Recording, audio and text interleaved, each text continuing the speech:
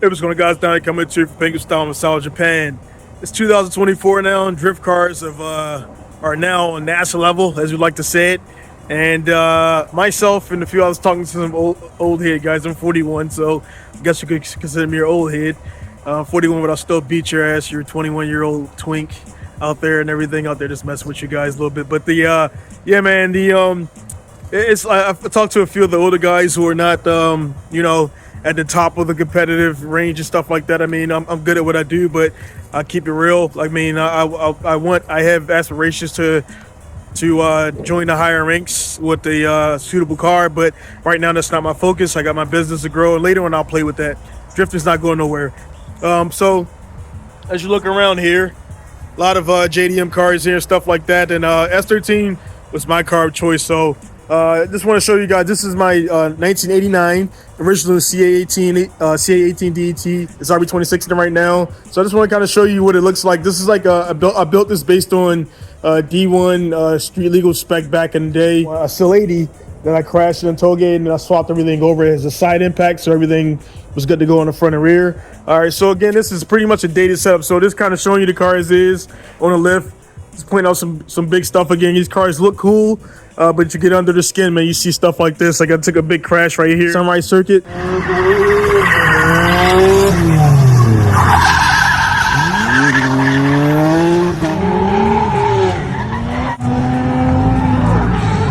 Smashed this in right here, just hammered it out, put over fender when it was good to go.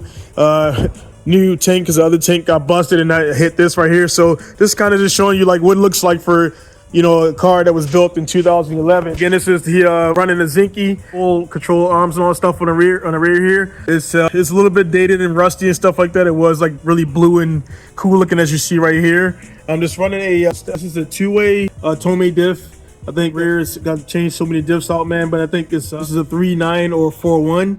Just running the standard S13. Axles here, 5-bolt. Got the GK Tech dual caliber line. I'm running the George Masovic. This is a George Masovic dual caliber. This is one of the first in Japan. I remember because when I had this, even some D1 GP players at the time like, dude, how you got dual calibers and stuff? This was back in 2011. So I'm running the Mustang rotors, which is what George Masovic kits came for. For the guys who don't know, George Masovic was one of the coolest looking cars, FCs and FD back in the day. Engineering type and stuff out there. So this is essentially what it is. Again, as you see the cobwebs and stuff in there, man. So this is a very dated setup. From the highlights, we got this is a Yannick solid diff push mounts. Again, this is before people were doing all the Series 9 stuff and everything like that. So we got that stuff in there. We got the I forgot which kit this is. I believe it's GK Tech. This is a GK Tech 15 to S13. So as you can see, it's offset right here to right here. So this is actually a S15 rear subframe, which gives you a little bit more wider track, and with the George Masovic spacers, it's even more wider track than normal. So that's 13 would be like a little bit more shorter, a little shorter wheelbase and everything. So it's a little mod you could do for S13s and stuff like that, and S14s to get a wider track. So I got the Shaft Masters over there. Got the Shaft Masters single solid steel subframe there and everything. Again, we got the subframe spacers right here in the front. Got these are the GK Tech stabilizer. Again, everything is rusty. Looks like almost Titanic, man.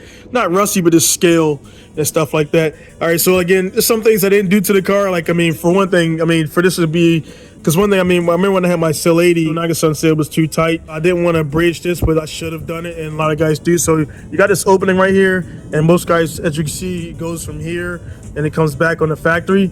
And then it kind of goes up here, kind of goes and seals off. The idea with this is you crash, it's supposed to crumple, but you know, I can always bridge this back and later. So kind of come back from here with a piece of metal and I'll make that hole right there to kind of twist things or stop things from twisting. Again, RB25 transmission. Again, this is RB26, and I'm running this twin turbos right now because I sold a single turbo setup. So this is that's why you see the two pipes coming down, because there's two turbos up there.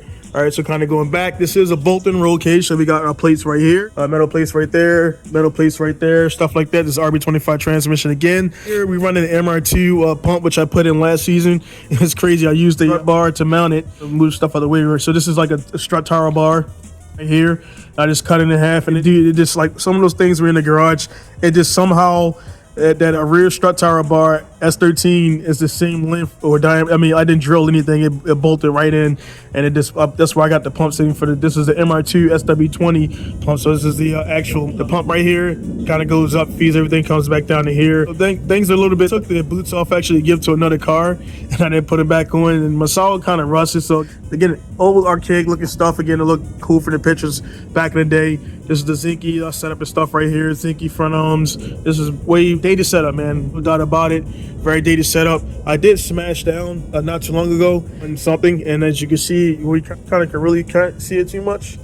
But this part is smashed up and it's offset. The next, I think, is a little bit of frame damage, so I gotta probably pull the engine out and pull it down a little bit. So the car still has some worthless stuff in it. So again, this before it, and this RB26 setup and everything right here. So nothing really special here. Again, this is a pretty much spec from back in. I got the oil cooler stuff sitting at the front there.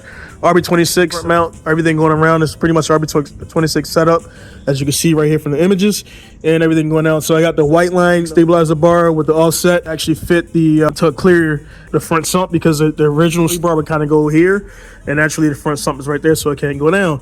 All right, so I'm running the ISR mounts. I dust them off a little bit right there. So there's the ISR mount kit, which essentially is this polyurethane with spacers in there. It got 2 spacers up there up to get it up. And again, that's the turbos right there. I like single turbos, but again, very simple setup with the, this is, before everybody was like, big up in the Nakamura knuckles or whatever, everybody's doing the same thing. Cut and shut. It is cut and shut knuckles. I mean, it's not, you can't get too scientific with that. So these are actually factory, which shout out to Funny Factory. Shibata Sunday had the event yesterday, Sunday.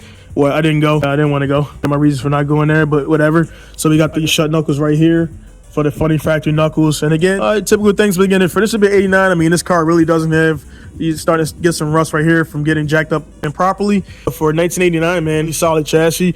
These are my, this is my part of my seat harness mount, which rules require, and it's two right there. Actually, that one's loose. Just seeing that, so I need to go inside and tighten it up. But the rules D1 at the time required, it had to be like I want to say like a 3 millimeter. It had to be at least 3 millimeter inches thick. And I pretty much welded these together and welded a spacer there, and then that's it goes there. So again, I mean, I can get an accident and stuff is not going to pull me forward too much. So that was part of the rules there. But other than that, very simple car.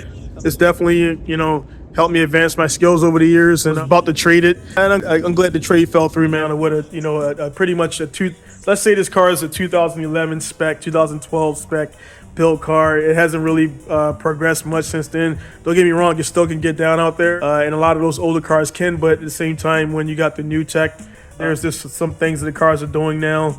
And especially when you're going to go towards the higher levels of D1 GP, the drift games and all that, you can't come, to that, you kind of come into like, a sword fight with a Swiss Army knife. You're not going to lose. You're not going to win. You got to have a car that's up to date. But this car, I don't have any aspirations of updating it. I'll just build another car, because it's just easier to build another car versus to really modify this car again for the new spec. So it'll still stay around, keep it around in there, be a nice demo car. So I'm definitely going to upgrade some things on it, but I'm not going to go too crazy on it, because I still can use this car in certain competitions. It fits in the regulations, so they're not totally dead. But again, this is a S13. The guy's probably seen kicking around.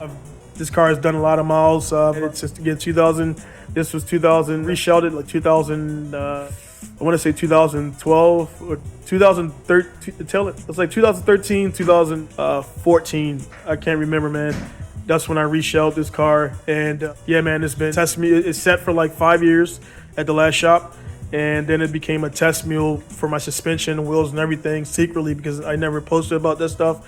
But man, I put in some miles with it, man. So it got reactivated, and it went right to work, man. I mean, a lot of laps, a lot of testing, a lot of logging, powered by Helltech.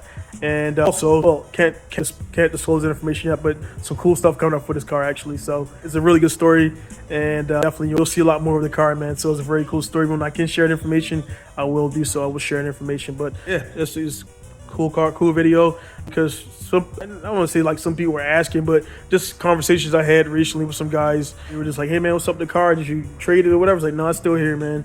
So again, man, quick video just showing you a relic now. This car is a relic compared to the new cars, but it's still got some potential, and you'll still see it around. So again, thank you guys for tuning up for the quick video. It's gonna be Donnie signing up from Asao Japan, Pink with Style.